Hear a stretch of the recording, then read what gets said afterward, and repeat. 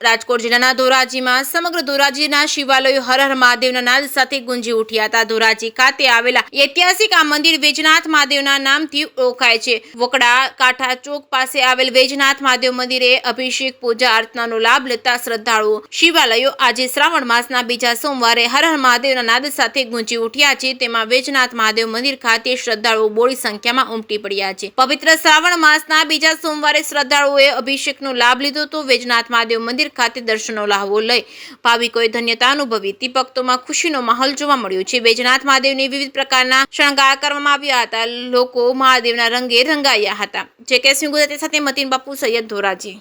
આપનું નામ? મારું નામ સંજયગીરી તંતીગીરી છે। વૈજનાથ મહાદેવના મંદિરના પૂજારી થઈ।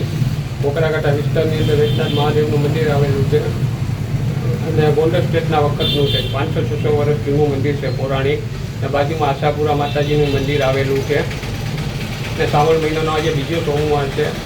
4 સોમવાર અમે શણગાર કરી હતી અને બહુની સંખ્યામાં ભક્તજનો હાજરી આપે છે, આરતીનો લાભ લે છે।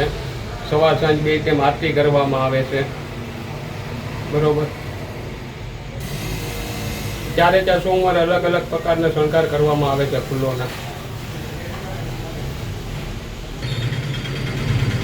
આ મંદિર છે ને 500-600 વર્ષ જૂનું છે ને પરંપરાગત અમે વારસાગત પૂજારી છે। 4 સોમવાર અલગ અલગ પ્રકારના શણગારો બધાય કરવામાં આવે છે। સવાર સાંજ આરતી કરવામાં આવે છે। બહુની સંખ્યામાં ભક્તજનોની હાજરી હોય છે। અમારી 5મી 6મી પેઢી આપણે જાય છે આ જગ્યાની અંદર। બાજુમાં આશાપુરા માતાજીનું મંદિર છે, બાજુમાં ચેતન પકડની સમાધિ છે અને વૈજનાથ મહાદેવનું મંદિર છે। 4 સોમવાર અલગ અલગ પ્રકારના શણગાર કરવામાં આવે છે।